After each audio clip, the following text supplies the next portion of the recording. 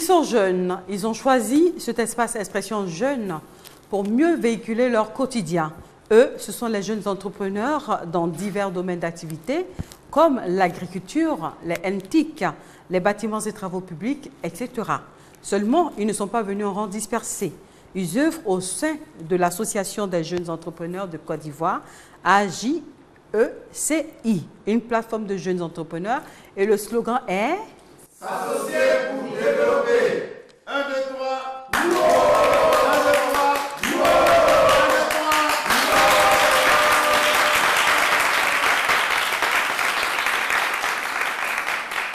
nous. Merci à vous, amis jeunes, d'avoir choisi cet espace pour mieux créer une synergie entre la compétence, la compétitivité, le savoir-faire et le dynamisme. À la tête de votre association, Monsieur Jean-Paul Baya, qu'on applaudit très très.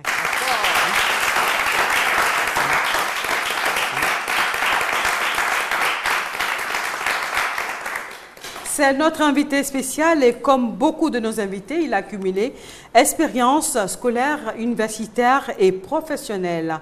Pour mieux vous présenter, Monsieur Bayala, merci d'avoir accepté notre invitation. Alors, vous étiez étudiant à la FLASH, c'est-à-dire Faculté des lettres, des arts et sciences modernes. Et vous étiez également à l'EFAP, l'école française des attachés de presse. Aujourd'hui, vous êtes à la tête de plusieurs entreprises. Alors, avec tous ces diplômes que vous avez glanés ça et là, à l'université, on aurait souhaité quand même que vous deveniez les parents et votre entourage fonctionnaire, mais vous avez choisi de faire un métier libéral. Quelle a été la réaction de votre entourage et puis qu'est-ce qui vous a motivé pour pouvoir créer votre entreprise ou vos entreprises? Merci, je vous remercie déjà. C'est une activité qui était liée, donc certainement, notre parcours, il est un peu atypique, mais les parents, il faut comprendre à chaque fois les réactions. Notre schéma, le cheminement est un cheminement classique. Donc, pour nos parents, il faut aller à l'école, finir l'université et puis trouver un emploi. C'est cela qui est le parcours classique. Donc, nos parents, issus donc des indépendances, ont pensé que le meilleur enfant qui a réussi, c'est celui qui finit l'université et qui travaille donc dans la fonction publique. C'est ce qui était prévu pour nous. Et le boom des années 2000, l'ouverture sur l'extérieur, voyager, voir l'extérieur, faire le tour du monde, tout en restant sur place, nous a ouvert les yeux et nous avons su qu'il y avait d'autres challenges. Donc il fallait donc faire d'autres challenges. Et le choix, il fallait l'opérer, mais il fallait l'opérer avec sérénité. C'est pour cela qu'il fallait pour nous, à notre sens, continuer d'avoir une certaine expérience. Quand nous avons su que nous avons fini d'acquérir l'expérience requise, nous avons décidé, bien évidemment, de nous mettre à notre propre compte. Alors, vous êtes fait élu par vos pères qui sont avec vous, juste derrière vous et derrière moi, ils vont eux-mêmes s'applaudir parce qu'ils constituent le public aujourd'hui. Ils auront l'occasion. C'est vrai qu'il y aura des contributions de leur part également. Ils pourront vous poser des questions tout au long de cette émission. Alors, votre élection, Dieu pour 3 ans, renouvelable, c'est bien ça. Alors, qu'est-ce qui a été l'élément déclencheur pour être assis à cette place? C'est-à-dire être le président de votre association, la JECI. Oui, non, à la limite ce n'est pas une question de personne. Vraiment, ça je le dis, ce n'est pas par fausse modestie. À la limite, ce n'est pas une question de personne. Ma personne n'était pas liée au départ à l'association. L'association, c'est une plateforme où chaque entrepreneur se retrouvait d'abord dans un cadre informel pour échanger sur les difficultés. Donc, nous échangeons régulièrement sur les difficultés liées donc à l'existence de nos petites entreprises. C'est cela qui est l'historique. Et donc, il y a eu des contributions de chacune des parties, chacune des entreprises qui venaient poser ces problèmes. Et puis, on s'est dit, ben, écoutez, pourquoi ne pas formaliser? Donc, des amis qui sont ici, d'autres qui ne sont pas là, d'autres qui sont pour partir à l'extérieur, ont décidé donc de lancer cette plateforme-là. J'ai eu la chance... Vous êtes au total environ 140, 150 membres. Voilà. Moi, j'ai eu la chance simplement d'être là au moment donc, de la création de cette plateforme-là. elle n'est pas la propriété. Donc j'y étais là lors du lancement et j'ai apporté ma contribution. Et mes amis ont décidé que pour une période, on pourrait bien m'essayer avec. Donc c'est pour cela que je me suis retrouvé. Et vous vous sentez bien? Oui, grâce à mes amis. Alors, quand on regarde comme ça à l'Assemblée, on se rend tout de suite compte qu'il y a moins de femmes. Est-ce votre choix? Ou bien ça s'est imposé à vous? C'est-à-dire qu'on ne trouve pas beaucoup de femmes dans l'entrepreneuriat. C'est aussi l'une de nos missions. C'est aussi l'une de nos missions. L'une de nos missions, c'est d'amener les femmes à l'entrepreneuriat. C'est d'encadrer les femmes. C'est pour cela que nous avons créé un poste de vice-président chargé donc de l'encadrement et de l'entrepreneuriat féminin. Donc pour nous, il est important d'encadrer les femmes, de les mobiliser et surtout de leur dire que l'entrepreneuriat, elles ont toute leur place. Parce que les femmes sont dynamiques, mais elles sont peu nombreuses à prendre un certain nombre d'initiatives. Elles ont besoin d'être coachées, d'être boostées. Et nous continuons à travailler à cela. J'aimerais signaler que tout au long de cette émission, il y aura une petite rubrique qui fera l'innovation de cette émission. C'est-à-dire, nous aurons la rubrique « Les mots-clés » où nous retrouverons Dr Adopoachi qui nous expliquera les mots-clés de cette émission. Et le sujet de ce jour est « Jeune entrepreneur, quel entrepreneuriat pour demain ?» Alors, nous allons passer au public, c'est-à-dire dans le public, pour voir ce qu'ils pensent de ce sujet. Je vois Madame Paré, Nelly Doré, je m'adresse aux femmes parce qu'elles ne sont pas trop actives dans l'entrepreneuriat, mais on va leur permettre de commencer cette émission. Madame Paré, qu'est-ce que vous pensez de ce sujet? Jeune entrepreneur, quel entrepreneuriat pour demain? Pour ce qui est de l'entrepreneuriat, j'estime que c'est un métier d'avenir, dans la mesure où il permet de résorber un peu le taux de chômage des jeunes de ce pays. Donc les pousser à entreprendre, c'est de jouer aussi sur le développement de l'indice économique du pays.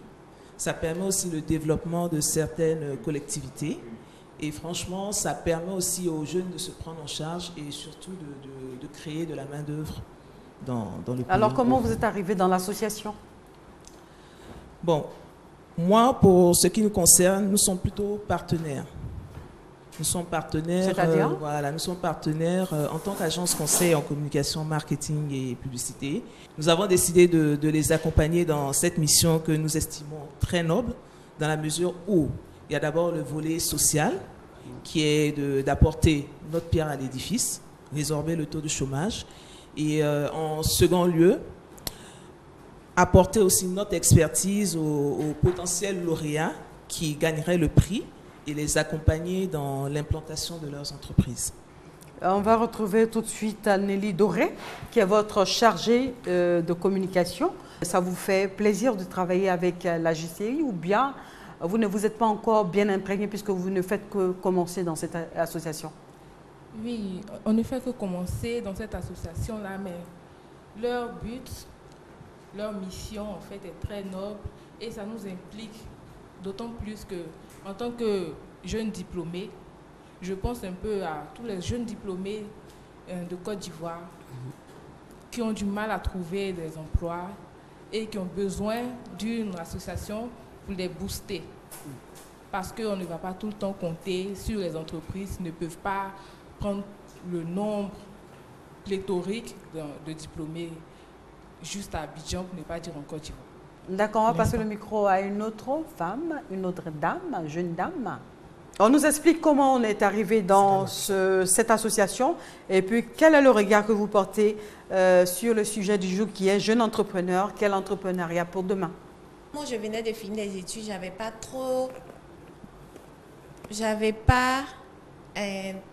plus d'expérience. Je voulais approcher des professionnels pour aller de l'avant. Et là, ceci m'a permis aujourd'hui de savoir ce que je veux entreprendre. Et puis l'entrepreneuriat aujourd'hui, c'est... Pour vous, c'est le défi de demain? Oui. D'accord, merci. On va passer le micro à quelqu'un d'autre, un homme cette fois-ci. Monsieur Arthur Yehou, vous êtes le secrétaire général de l'association. Vous êtes le président-directeur d'une entreprise. C'est depuis pratiquement 2010 que j'avais commencé à jeter un peu les bases de la société. Et par la suite, comme les choses n'avançaient pas concrètement, j'ai dû essayer encore dans d'autres sociétés. Et par la suite, avec les rapports que j'avais avec le président de l'AGECI et du vice-président, M. Guidibo, Désiré, qui, par leur réseautage, m'ont permis un peu, au fur et à mesure, de pouvoir grignoter un peu certaines, je pourrais dire, en griffe, certaines parts de marché dans le domaine de la télécommunication. Et le virus de l'entrepreneuriat a commencé à s'installer en moi. Donc, j'ai dû abandonner ce que je faisais au niveau d'une société de palmiers à huile. Est-ce que pour vous, c'est mieux de travailler de façon libre ou bien de travailler dans une structure où on dépend de quelqu'un d'autre ou bien d'autres personnes? Pour moi, il est beaucoup plus intéressant de travailler de façon dans le domaine libéral. Parce que quand on travaille dans le domaine libéral, on a son propre sort entre les mains. Et quand c'est comme ça, on se sent obligé de pouvoir se battre, de vraiment se battre et vraiment créer tout un environnement, toute une liberté d'expression dans le domaine professionnel. Parce que quand on travaille pour quelqu'un, il y a certaines restrictions qui nous empêchent concrètement de nous exprimer. Il y a par moments même où le fait de pouvoir évoluer dans une société appartenant à une autre personne, il y a parfois, on n'arrive pas à vraiment s'exprimer, on n'arrive pas à vraiment exercer dans le secteur pour lequel on a été formé. Or, quand tu es libéral, tu as la possibilité d'avoir une vue de façon générale au niveau de tous les départements que peut constituer une société. Donc, ce qui te permet de pouvoir vraiment être assez compétitif sur le terrain, le secteur dans lequel vous investissez. Et puis, il semblerait que dans le domaine libéral, ce qui est plus intéressant, ce sont les sous. Les sous m'a confié Madame Paré. Il y a assez de sous quand même quand on se jette à l'eau, permettez-moi l'expression, quand on se donne corps et âme dans ce qu'on fait. Est-ce vrai? Bon, je pourrais dire oui, mais vous savez, dans le domaine de l'entrepreneuriat, ce qui est intéressant, c'est, comme le disait par moment un de mes collaborateurs, c'est le début qui est intéressant. Parce que le début, tu n'as de temps que pour toi-même. Tu n'as de temps que pour toi-même, tu te bats. Parce que tu ne fais qu'avancer par rapport à ta vision. La vision que tu te donnes, la vision que tu t'es fixée. Tu exerces, tu agis en fonction de cette vision-là. Et bon, quand tu persévères, parce que dans le domaine de l'entrepreneuriat, en toute sincérité, le début est très difficile. Il est très difficile d'entreprendre au départ, mais avec la persévérance, avec la force. Ben oui, on pourrait dire, parce que quand on n'est pas soutenu, on arrive par moment à perdre le moral. Ouais. Il faut avoir quand même une bonne compagne qui peut bien vous conseiller et aussi avoir un bon entourage qui, au lieu de se moquer de vos difficultés, vous encourage. Et c'est cet encouragement-là qui vous permet, plus tard, comme l'a dit Madame Paré, de pouvoir maintenant, à force de travailler, gérer les fonds et puis faire des projets par rapport à l'entrée d'argent que nous avons chaque fin du mois ou chaque jour que Dieu fait. Alors, Monsieur Jean-Paul Baya, c'est vrai, on a pris le temps de planter le décor, c'est-à-dire de bien comprendre ce que c'est que le sujet de ce jour. Jeune entrepreneur, quel entrepreneuriat pour demain? Et également les deux mots-clés qui sont entrepreneur et entrepreneuriat. Être dans une association, c'est quel type d'entrepreneuriat? Une association et l'entrepreneuriat. Je pense que c'est deux choses qui vont de pair. Pour moi, quand on s'associe pour entreprendre, je pense que c'est la meilleure route à prendre. Il y a des parts de marché, par exemple, sur lesquelles on peut intervenir. Je prends un exemple sur un marché pour la construction d'une école. Une école.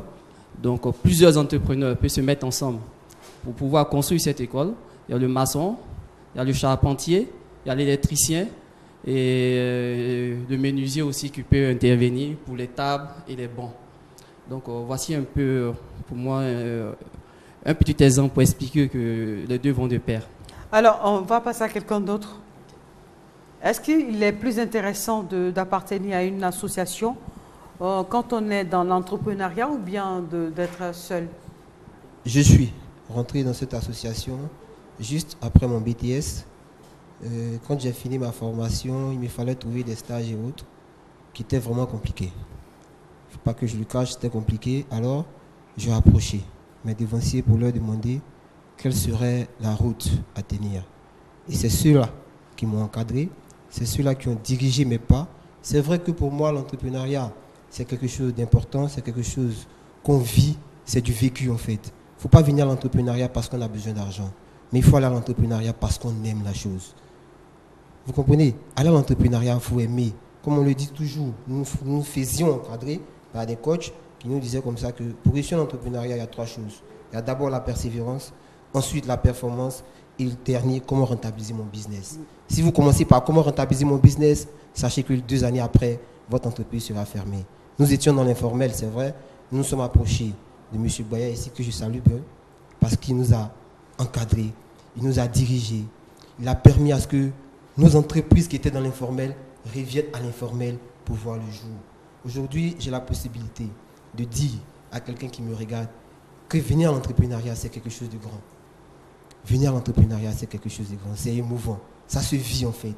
Ça ne s'explique pas. Tu vas beau expliquer, les gens ne vont pas comprendre. Mais je l'exhorte. Toutes ces personnes qui aujourd'hui me regardent à travers votre caméra, que l'entrepreneuriat nourrit son homme. Moi, j'ai connu des difficultés avec mes parents parce que j'ai dit que je ne voudrais plus travailler à la fonction publique. À peine même les gens me regardaient parce qu'ils me disent, ben, écoutez, celui-là, quel est le chemin qu'il emprunte? Mais j'ai cru. Et j'y crois toujours.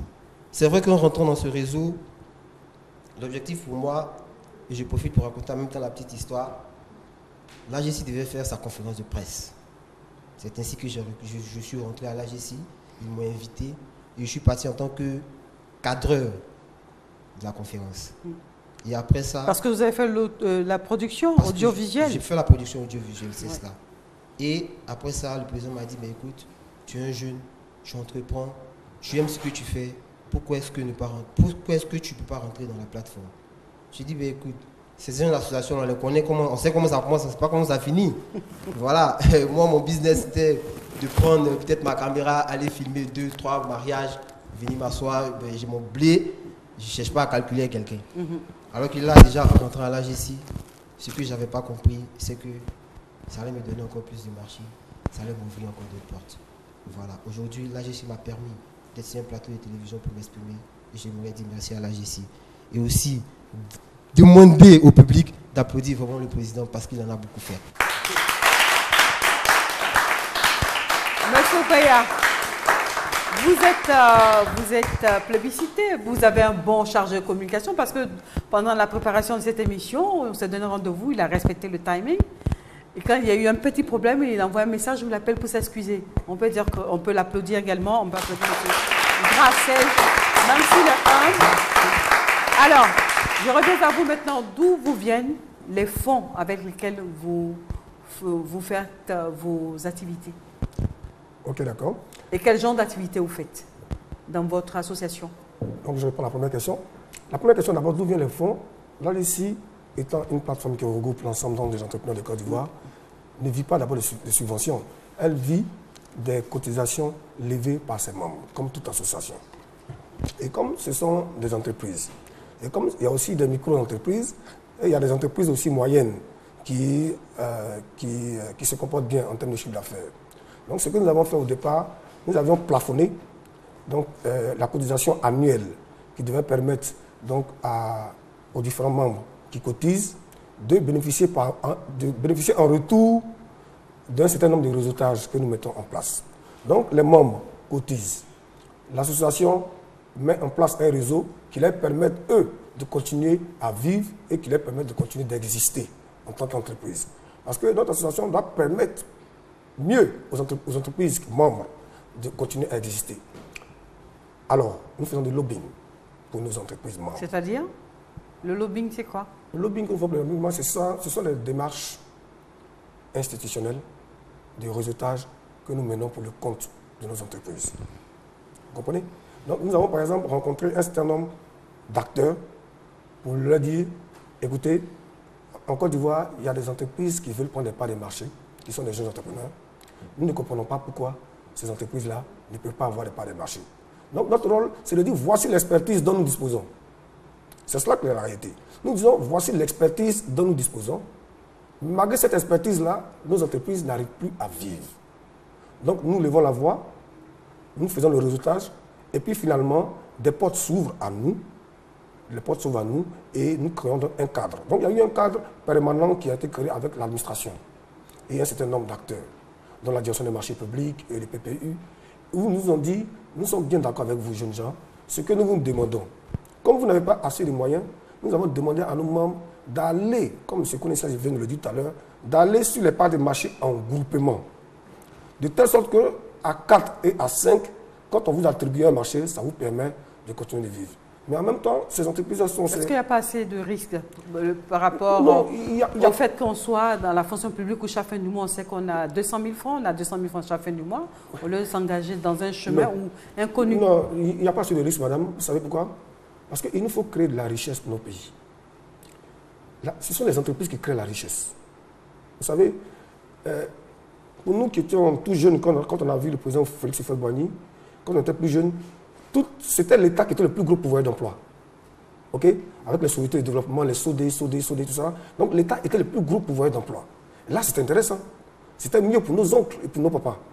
L'État était le plus gros pouvoir d'emploi. Maintenant, l'État ne crée plus d'emploi parce que l'État s'est désengagé dans un secteur d'activité. Mais l'État continue sa tâche régalienne en nous assurant la sécurité, en nous assurant l'éducation pour nos enfants, en nous assurant la santé. Maintenant, l'État dit, bon, il y a un secteur d'activité qui est le secteur privé. Donc l'État a concédé une partie au secteur privé. Maintenant, il y a les grands groupes qui viennent s'arroger des parts. L'État maintenant soutient les jeunes entrepreneurs pour dire, écoutez, voici les espaces, voici les parts des marchés, mais organisez-vous et puis créez de la richesse. Parce que si demain vous créez plus d'entreprises, vous allez embaucher plus de gens et nous allons arriver à la réduction du taux de chômage. C'est cela qui est l'objectif, madame. L'objectif, madame, c'est de réduire totalement le taux de chômage parce qu'il y a plus de diplômés que d'emplois disponibles. Nous, là, ici, nous avons mis en place le bassin de l'emploi où nous avons recensé les attentes des entreprises, madame, et les besoins en marché. Mais les demandeurs d'emploi, les diplômes qu'ils avaient ne cadraient pas avec la demande des entreprises. Donc, quand nous avons été saisis et nous avons fait le tour des grosses entreprises qui nous ont ouvert les portes, ils nous ont dit pour cette année, voici le nombre d'emplois que nous recherchons. Quand nous revenons dans le bassin de l'emploi avec tout ce que nos jeunes gens ont comme diplôme, ça ne cadrait pas. Donc, le taux de chômage va continuer d'augmenter si nous ne prenons pas nos responsabilités en montant nos entreprises et en continuant de bénéficier donc du soutien de l'État du Côte d'Ivoire. D'accord, nous sommes arrivés à une heure, c'est-à-dire l'heure à laquelle, je pourrais dire l'heure de vérité, où vos collègues, vos frères et sœurs, les membres de votre association vont vous poser des questions. On va commencer tout de suite avec mademoiselle Nelly Doré, qui a une question à vous poser sur le fonctionnement de votre association, bien sûr. Ma question est la suivante. Puisque vous aidez les jeunes entrepreneurs, une fois que vous les avez soutenus, vous leur avez donné les fonds nécessaires à la création de l'entreprise, comment vous faites en sorte de les maîtriser, c'est-à-dire faire en sorte qu'ils ne partent pas avec les fonds que vous leur avez donnés? Okay. Monsieur Baya. Ok, merci bien pour cette question. Je serai très à l'aise pour vous répondre assez rapidement. Ce qui veut dire que vous donnez, vous octroyez des fonds. Je réponds maintenant à cette question. Non, en réalité, nous n'octroyons pas de fonds directs aux porteurs de projets, donc les questions. Nous avons deux cas à l'AGC. Nous avons les membres de l'AGC qui sont donc des entreprises. Et puis, dans la deuxième catégorie, nous avons des porteurs de projets qui sont des jeunes pour qui nous mettons en place des programmes financés par les entreprises membres de l'AGC. Vous comprenez? Donc, quand nous animons une formation gratuite à l'intention des jeunes, quand nous faisons un programme pour accompagner les jeunes, ça, c'est avec l'argent des jeunes entrepreneurs qu'ils mettent à la disposition de l'association pour accompagner les jeunes porteurs de projets. Ça fait partie de notre mission. Donc, nous continuons d'accompagner ces porteurs de projets-là. Mais, madame, je tiens à vous rassurer, quand nous mettons, le système qu'on a mis en place, c'est le suivi et l'évaluation. Aujourd'hui, un porteur de projet qui sort tout droit de l'AGC, il y a le système de suivi, et il est suivi et il est évalué. Tout le mécanisme est mis en place par l'AGC et ses partenaires. Soyez plus pratique, expliquez. Je vous explique. Monsieur X, voilà. Monsieur X est venu, il est porteur de projet, et il a été accompagné par l'AGC. Nous avons mis en place ce que nous faisons, nous ne donnons pas de l'argent. Ce que nous faisons avec nos partenaires, nous n'obtenons pas de fonds qui lui seront attribués directement pour qu'il puisse voyager. Ce que nous faisons, oui, ce que nous faisons, au lieu qu'il voyage, nous mettons en place sa structure. Vous comprenez? Donc il sera en griffe sous tutelle. Nous mettons en place tout le mécanisme de sa structure. Il est installé dans sa structure. Vous comprenez? Maintenant, pour continuer de permettre à sa structure de vivre, nous nous arrangeons pour qu'il ait des marchés. Nous nous arrangeons pour que sa structure vive. Et tous les partenaires impliqués dans la gestion de ces mécanismes-là comprennent que 2 ans après, les choses se passent aussi bien. Parce qu'il y a un coach, nous faisons du coaching. Donc du coup, nous sommes formateurs à l'intérieur, nous faisons du coaching, nous avons des communicateurs, nous avons des comptables. Donc du coup, quand on le fera, certainement, on dira, le cabinet comptable de M. Magui passera pour passer les écritures. Donc vous n'avez pas besoin d'embaucher un comptable. Alors qui est susceptible de pouvoir bénéficier de ce coaching? Est-ce que le citoyen lambda, comme moi, qui n'appartient pas à votre association, ou bien ce sont forcément les membres de votre association? Tout porteur de projet qui a décidé de venir vers l'AGECI, ou qui a préparé l'AGECI et qui veut avoir un besoin d'accompagnement, nous le soutenons. Et nous l'encadrons et nous demandons maintenant de rentrer officiellement à l'AGECI. Sinon, les séances de coaching, normalement, sont pour tous les membres, les structures, parce que nous faisons de l'évaluation en suivant nos membres. Est-ce que ça va à leur niveau? Qu'est-ce qui bloque? Il faut les remettre en confiance. Il faut faire du coaching pour les remettre en confiance, pour dire, vous pouvez passer les mois de difficultés, mais ces mois de difficultés passeront. Donc on continue de faire la remise en confiance de ces membres-là, en les suivant. Nous allons passer à quelqu'un d'autre pour une question, qui a une question à poser. Monsieur Youhou.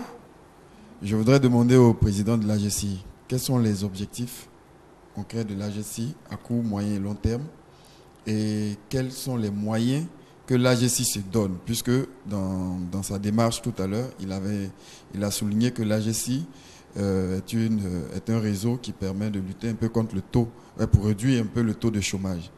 Aujourd'hui, nous savons que beaucoup d'étudiants qui sortent de nos grandes écoles et de nos universités, automatiquement, leur première vision, c'est d'aller déposer des dossiers dans des entreprises, travailler pour des gens ou bien aller passer les concours de la fonction publique. Donc, ce qui fait que finalement, le pays se retrouve avec beaucoup de diplômés et sans emploi ou au chômage. Quels sont les moyens que l'AGECI se donne pour que la jeunesse, le jeune diplômé ou bien la jeunesse ivoirienne ait vraiment cet esprit d'entrepreneuriat-là en lui? Merci pour votre question un peu pertinente, parce que je suis sûr qu'il y aura une autre question plus pertinente que celle-là. Alors, M. Gouya, oui, on revient à vous. L'objectif à moyen et à long terme. À long terme, c'est sûr que notre plateforme va terminer comme institution de développement. C'est cela qui est la vision. Elle doit se transformer, faire sa mue pour devenir comme une institution de développement. C'est cela, comme une institution de développement. Maintenant, à moyen terme, l'objectif est là. Hein. Nous sommes en train de travailler, mes amis et moi, nuit et jour, afin que les jeunes ivoiriens comprennent qu'il y a eu un temps pour s'amuser et il y a un temps pour prendre nos responsabilités. Il y a eu un temps où on doit avoir un tuteur et il y a un temps où nous devons être des tuteurs. Donc il faut faire notre mieux. Il faut passer à la phase de transformation. C'est pour cela que chaque jour, quand nous allons dans les séances, nous allons visiter les mairies, nous allons rencontrer les jeunes, nous allons rencontrer les femmes, nous leur disons qu'il faut se prendre en charge. Ça, c'est la première idée d'abord. Elle est mentale. Tant qu'on n'arrive pas à mettre ça dans notre tête, tous les efforts que nous puissions faire ne pourraient pas aboutir. Ça, c'est le premier pas. Le deuxième pas, vous avez parlé des jeunes diplômés. Ces jeunes diplômés, il faut revoir, comme je l'ai dit tout à l'heure à madame, il faut revoir la formation. Vous avez beaucoup de diplômes. Vous avez fait un schéma classique, mais vous ne répondez pas à l'attente. Je le dis en tant que chef d'entreprise, vous ne répondez pas à l'attente des besoins des entreprises. C'est-à-dire qu'ils sont plus théoriques que pratiques. Oui, vous ne répondez pas aux besoins de l'entreprise. Aujourd'hui, une entreprise de communication vous dit qu'elle a besoin d'un infographe. Elle n'a pas besoin d'un littéraire. Elle dit qu'elle a besoin d'un infographe pour faire ses créas. C'est cela que la réalité. Elle a besoin d'un infographe opérationnel pour venir faire ses créas pour qu'elle puisse vendre. Voici ce que l'entreprise de communication me demande. Elle me dit on a besoin d'un infographe. Je n'ai pas besoin de quelqu'un qui a fait. Excusez-moi. Donc voici le premier problème. Il faut revoir notre qualification. Mais on peut se racheter. Si nos jeunes qui ont fait le chemin classique, nous tous sommes passés par l'université, ils peuvent continuer pour faire une formation professionnelle adaptée au marché de l'emploi. Je vous en prie. Il faut faire une formation complémentaire adaptée. Si vous sortez tout dans l'université avec votre licence, et que vous savez que vous ne pouvez plus rentrer dans la fonction publique, Après votre licence, allez faire une formation adaptée. Allez faire une formation adaptée à la qualité donc, du marché. Là, comme ça, vous pourriez répondre carrément donc, aux attentes du marché. Ça, c'est ce que nous disons chaque jour aux jeunes. Nous avons eu la chance, M. Yo, et nous, à l'AGC, nous avons eu la chance, il y a de cela un an et demi, de travailler auprès de la mairie de Treichville. Et nous avons mis en place, à la mairie de Treichville, nous, AGC, ce qu'on appelle le guichet de l'emploi. L'AGC a travaillé sur tout le process. L'AGC siège au sein de cette commune pour travailler sur le guichet de l'emploi. C'est là, c'est au niveau du guichet de l'emploi que nous avons vu que le problème de l'emploi jeune se pose, c'est vrai, mais le problème de la formation est encore plus récurrent. Vous n'avez pas de théorie pour les jeunes étudiants qui sortaient, qui, dans la faisabilité, ne pouvaient pas donner satisfaction aux entreprises, mais vous aussi en faisant du coaching, est-ce que ce n'est pas de la théorie que vous faites, est-ce que ce n'est pas un peu de la diplomatie, comme si vous cachez derrière une politique pour pouvoir vous faire voir par les politiciens, les hommes politiques plutôt? Merci bien, madame. Cette question, j'aime bien cette question, en réalité, parce qu'on m'a déjà posé à plusieurs reprises.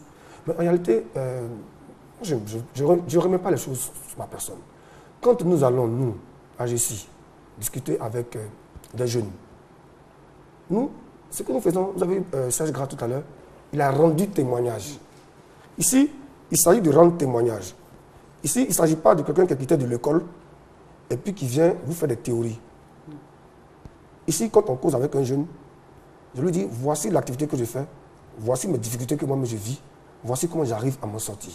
Si tu veux faire comme moi, tu peux emprunter le même chemin, comme tu peux emprunter un autre chemin. Vous comprenez? Donc moi, je n'irai pas parler d'entrepreneuriat à un jeune et puis demain retourner dans le bureau de quelqu'un. Je n'irai pas, pendant 2 ou 3 mois, faire des tournées dans des villes, dans les régions de Côte d'Ivoire, à discuter avec des jeunes. Et quand j'ai fini, je vais m'asseoir dans un bureau. Être bureaucrate, je n'ai rien à envier. Et puis le travail que nous menons, c'est antinomique. Donc je ne peux pas faire de la bureaucratie et puis venir encore tenir des discours qui n'ont rien à voir avec la réalité de ces jeunes gens. Parce que leur réalité est la mienne. Parce que je sais comment monter un business qui a échoué. Parce que j'ai échoué plusieurs fois dans ma vie. Vous comprenez? Donc je rends témoignage, je dis écoutez mon frère, voici mes premiers échecs, voici ce que ça m'a valu, voici ce que ça m'a coûté. Donc ce que nous leur transmettons, c'est plutôt ce nos vécus, comme on l'a dit. Donc c'est ce que nous vivons, que nous transmettons. Si nous nous enfermons dans les théories, il y a eu un an où j'ai été convié à venir donner un enseignement dans un établissement. J'ai dit non, que je ne voulais pas m'enfermer dans cet enseignement parce que ce n'était pas le plus important pour nous. Aujourd'hui, si vous parlez d'entrepreneur, vous n'êtes pas entrepreneur et vous allez parler d'entrepreneur. On ne peut pas parler d'entrepreneurship sans être entrepreneur. Donc, il s'agit pour nous, jeunes, de transmettre ce que nous avons reçu et de parler de notre vécu quotidien, qui est passionnant aussi d'embûches et de difficultés. Quelqu'un d'autre une question à poser au président? Baya, allez-y. J'aimerais demander au président quelles sont les conditions pour appartenir, pour être membre de la GCI. D'accord. J'ai été invité, je suis un collaborateur extérieur. Donc j'aimerais bien savoir quelles sont les conditions pour être membre. Allez-y, président. Pour appartenir à la GCI, c'est simple. Vous êtes jeune, vous êtes résident en Côte d'Ivoire. Jeune, c'est-à-dire? Vous êtes jeune, vous êtes porteur de projet. 35 ans, 75 ans? Les jeunes en Côte d'Ivoire, oui. Non, si, si déjà vous êtes de 18 ans, 35 ans, 40 ans, à partir de 18 ans déjà, si vous êtes majeur, déjà, si vous avez la majorité requise, à partir de 18 ans, vous êtes jeune, vous êtes un porteur de projet, vous venez vous inscrire à l'AGC en tant que porteur de projet. Vous dites, écoutez, je veux bénéficier de l'expertise, je vais me frotter donc au réseautage, donc je suis porteur de projet, je vais me faire encadrer, etc. Vous venez, vous téléchargez sur notre site internet, vous vous rendez sur notre site de plateau dans notre bureau, vous nous contactez, on vous remet une fiche, vous remplissez, on vous identifie, on vous met dans le système. Et puis ben voilà, vous êtes membre là ici en tant que porteur de projet. Mais pour la personne qui n'est pas porteur de projet comme moi par exemple, mais j'ai envie de faire quelque chose et les moyens financiers. Alors comment je fais? Je n'ai pas d'idée, j'ai rien. Vous n'avez pas d'idée de projet. Oui. Donc justement vous devenez un sujet particulier pour l'AGC parce que donc, nous allons vous proposer. Particulier intéressant. Oui, pour l'AGC parce que à l'AGC, il y a des porteurs de projets qui cherchent des ressources financières. Vous en avez, mais vous n'avez pas d'idée. Vous comprenez? C'est ce qu'on appelle le capital risque. Au cas où ça échoue? Non, le capital risque, je vous explique le mécanisme. On a ici celui qui a son idée, qui n'a pas d'argent et qui est venu sécuriser son idée auprès de la plateforme. Ici, On a celui, vous, qui avez des moyens, mais qui n'avez pas d'idée. Et vous voulez vous concrétiser, vous cherchez, vous êtes à la recherche d'une idée. On vous met en relation. Vous comprenez? On vous mettra en relation avec des porteurs de projets qui, eux, sont à la recherche des financements. Et donc, nous allons vous dire, écoutez, voici tel projet, mais c'est piloté ou conçu par X ou par Y. Comme vous avez les moyens, on vous met en relation, vous pouvez monter une affaire ensemble. D'accord. Vous êtes satisfait? Alors, qui d'autre a une question à poser? Allez-y. Ma question est la suivante. Il y a de cela une semaine, l'AGECI a fait une formation et a lancé un concours à Yamoussoukro. Ce que j'aimerais savoir, c'est après cette formation, qu'est-ce que le président attend des différentes personnalités telles que les maires et surtout le conseil régional, puisque c'est un concours national de la jeunesse qui est porté surtout sur des projets qui reflètent l'identité sociale, politique, économique et de la région. Effectivement, le CNJ, qui est le concours national d'entrepreneuriat jeune qui a été initié par l'AGECI, effectivement, ça vient répondre en partie donc, à la question donc, du taux de chômage et la question de l'emploi. Mais cette fois-ci, nous avons voulu, avec le CNJ, faire quelque chose d'original. Nous avons voulu quitter la capitale du pays, quitter la grande métropole et aller dans nos régions. Donc l'objectif pour nous, c'est de faire ressortir toutes les richesses de notre 31 régions de la Côte d'Ivoire. C'est pour cela que, effectivement, vous avez vu à Yamoussoukro pour la phase de lancement donc, du CNJ. Aujourd'hui, chacun est sur le terrain. Mais ce que nous attendons de nos responsables au niveau des collectivités locales, nous l'avions dit. Nous avions eu l'Assemblée des régions et districts de Côte d'Ivoire, dirigée par le Premier ministre Awoussou Diano, pour qui nous avons un profond respect. Donc, le Premier ministre Awoussou nous a envoyé quelqu'un sur le terrain pendant les 2 jours pour suivre un peu ce qui se passe. Ce que nous l'avons dit, notre message il est resté clair et sans ambiguïté. Nous avons dit, nous, AGECI, nous sommes en train de mobiliser des financements pour attribuer aux jeunes de chaque région de Côte d'Ivoire. Mais, comme ce sont des financements qui seront obtenus et ce sont des entreprises qui seront installées localement, ça va apporter le développement dans les régions. Dans chaque région, on a dit c'est 31 projets, 31 régions. Donc nous sommes en train de mobiliser tous les bailleurs de fonds à cet effet, mais nous avons dit aux maires, aux collectivités locales, il faut bien qu'ils accompagnent ces porteurs de projets-là. Il faut bien qu'ils les accompagnent. Nous avons eu l'IVIC aussi. Nous avons échangé avec l'IVIC aussi. Nous avons échangé avec la RDCI. Donc, nous avons échangé avec la RDCI, nous avons échangé avec l'IVIC aussi. Ce que nous avons dit, les maires, les présidents de conseils régionaux, les jeunes de ces régions ne peuvent pas avoir de projet et que nous, qui avons initié, nous puissions mobiliser des fonds en partie. Vous comprenez? Parce que le souci ici, M. Koné, c'est que quand vous avez un projet de 10 millions et que l'AGECI a pu mobiliser par ses partenaires 8 millions et que vous venez de la région du Hambol, il faut bien que le président du conseil régional du Hambol, il faut que le maire de votre localité, vous avez remporté un concours. C'est suite à ce concours, vous avez une partie du financement. Il faut bien que votre collectivité vous apporte leur soutien. Vous comprenez? Effectivement, on a vu ça en France avec Bowie. Il faut le demander. En France et dans d'autres pays européens, les fonds de soutien à l'entrepreneuriat sont disponibles dans les mairies, dans les localités, dans les conseils régionaux. Certainement, avec le temps, nous espérons que les choses vont se passer comme ça. Sinon, normalement, ces fonds-là devraient être disponibles. Mais certainement, l'État ayant d'autres priorités, nous disons aux maires de continuer à appuyer ces projets. Donc nous attendons les maires simplement qu'ils continuent de soutenir tous les projets qui seront ici de leur localité, aux présidents des conseils régionaux de soutenir les projets qui vont sortir de leur région. Vous avez cité un modèle, c'est-à-dire le modèle français. Est-ce que l'entrepreneuriat dans le domaine français, c'est-à-dire dans un pays francophone, comme le nôtre par exemple, il est plus fiable que dans un pays anglophone comme le Ghana? Ça, c'est la première question. Et la seconde question, il y a eu combien d'entreprises qui ont bénéficié de votre coaching, qui ont pu réaliser des chiffres d'affaires intéressants? D'accord, je reprends la première question. La première question, c'est 2 systèmes différents. Moi, j'ai découvert l'entrepreneuriat par le système anglais. C'est pour ça que mes parents, nos amis étaient choqués. Pourquoi? Parce qu'on veut tout laisser pour venir faire de l'entrepreneuriat. Vous comprenez? Donc, l'entrepreneuriat français est lourd. L'entrepreneuriat français est lourd, il est bureaucratique. Vous comprenez, non?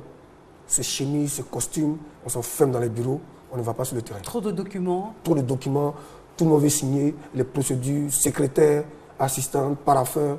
C'est pas que tout le monde veut signer, tout le monde veut manger aussi. Voilà. Donc, c'est un système un peu lourd par rapport au système anglais qui est beaucoup plus free. Le système anglais, vous avez le patron, son blue jean, son t-shirt, sa 4x4, il est sur le terrain de 8h à 14h. À 16h, il vient, il prend son thé, il fait le point de sa journée, et puis il rentre à 18h. Vous comprenez? Mais la différence, le système francophone, c'est le patron qui vient au bureau à 8h, il quitte le bureau à 17h, donc il fait 9 heures de temps assis dans un bureau climatisé. Climatisé. Dans la paperasse. Vous comprenez? Il faut coordonner les activités sur le terrain. Donc c'est un système qui est beaucoup plus lourd. Mais le système anglais, c'est pour ça que les Anglais, en réalité, sont beaucoup plus riches que nous. Parce qu'ils ont les entreprises les plus compétitives, ils ont les entreprises les plus fortes. Et qu'est-ce que vous faites pour pallier à cela? Est-ce qu'il y a une défaillance? Oui, il y a une défaillance, mais ça vient de notre éducation et du système hérité. C'est maintenant, nous sommes en train de briser la chaîne. On a dit, et quel entrepreneuriat pour demain? Pour demain. Alors, qu'est-ce que vous faites pour pouvoir pallier à ce problème? Pour demain, c'est cette nouvelle génération, essentiel. madame. Pour demain, madame, c'est cette nouvelle génération que vous voyez autour de vous. C'est cette génération que vous voyez dans la rue. C'est ces jeunes dames que vous voyez dans les marchés. C'est ces jeunes femmes que vous voyez aujourd'hui en train de mettre en place leur système de conteneurs, de faire leurs poissons, de monter leur business, de prendre des parts des marchés qui n'étaient pas permis que nous prenions. Aujourd'hui, c'est de voir aujourd'hui que vous avez des jeunes qui luttent face à des grands groupes. C'est de voir aujourd'hui de nouveaux modèles qui mettent en place des systèmes qui n'étaient que montés que par des multinationales et qui sont aujourd'hui réalisés par des jeunes Ivoiriens, par des jeunes Africains. C'est eux les entrepreneurs de demain. Les entrepreneurs de demain, c'est ceux-là qui ont la conscience qu'il faut changer le système et ils ont décidé d'aller dans une nouvelle école. L'école du B2B, l'école de l'ouverture, l'école où la langue ne doit plus faire de barrières, l'école où la frontière doit être naturelle, elle ne doit plus être physique. Vous comprenez? Aujourd'hui, un jeune qui monte son business ici doit aller le faire au Burkina. Celui qui monte son business au Mali doit aller le faire au Togo. On a des espaces régionaux économiques qui nous appartiennent. Il faut les prendre. Nous avons notre espace, Kelly et moi, qui c'est un marché. Il faut le récupérer. Il faut apprendre. J'ai des amis qui travaillent sur Facebook juste pour faire causerie, une amitié avec un ami qui est au Burkina. Mais non, dis à ton ami qui est au Burkina, quel est ton besoin au Burkina? Quel est ton besoin au Burkina? Moi, le besoin Côte d'Ivoire ici, là. Si tu veux, moi je paye des trucs pour toi, je t'envoie par train. Toi, l'autre côté là-bas, voici mes besoins. Envoie-moi du miel.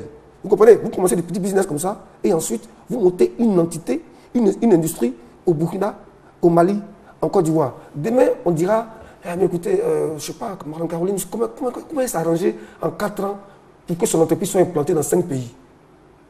Vous n'avez rien fait de magique. Vous avez utilisé le réseautage, le système de dire à quelqu'un, je vais faire ça pour toi. La personne aussi dit, je vais faire ça pour toi. Donc, il y a un système où vous échangez. Et du coup, vous avez une entreprise.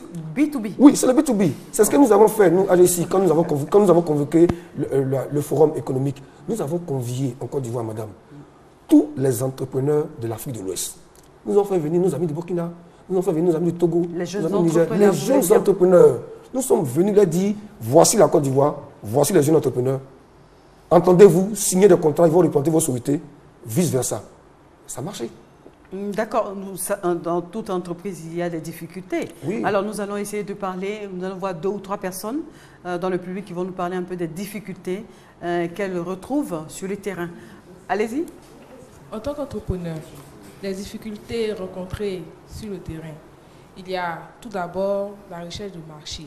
Vous avez parlé de partenariat, on trouve quelqu'un qui peut nous apporter quelque chose, le B2B. Mais c'est assez difficile de trouver ça juste sur Facebook.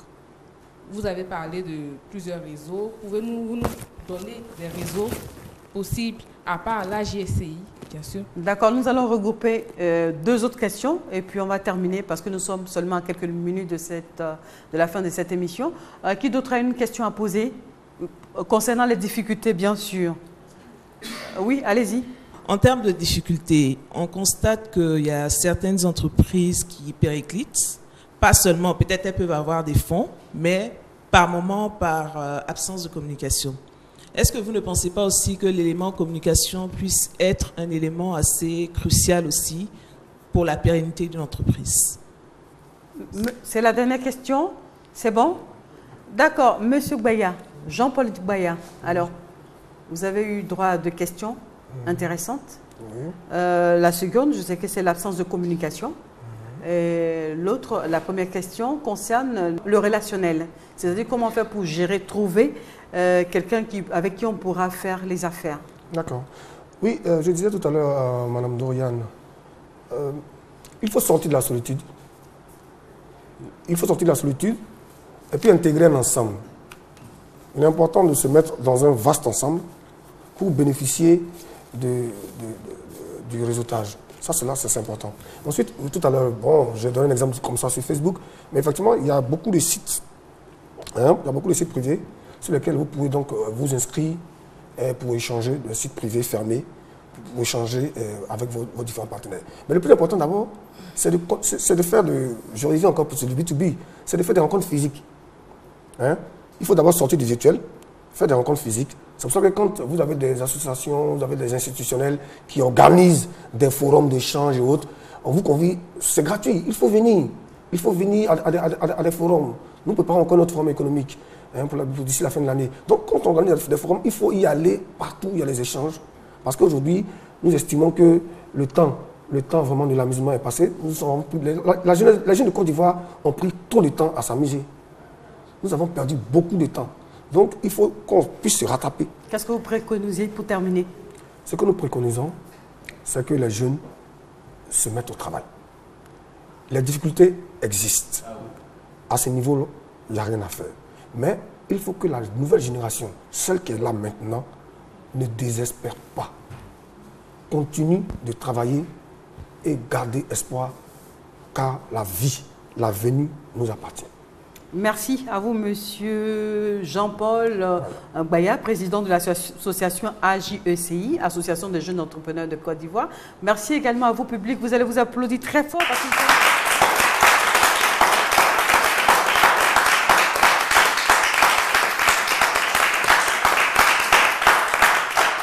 et à travers le sujet qui nous a réunis aujourd'hui, jeune entrepreneur, quel entrepreneuriat pour demain, nous avons pu comprendre ce que c'est qu'un entrepreneur et le mot entrepreneuriat. Nous retiendrons que pour être jeune entrepreneur en Côte d'Ivoire, il faut être persévérant, performant, afin de pouvoir rentabiliser son business. Aujourd'hui, vous appartient à mes jeunes, alors prenez-vous en charge, comme l'a dit si bien le président Jean-Paul Gbaya, président de l'AJECI. Et c'est ici que s'arrête cette émission Expression Jeune. Merci, amis jeunes, et prenez soin de vous.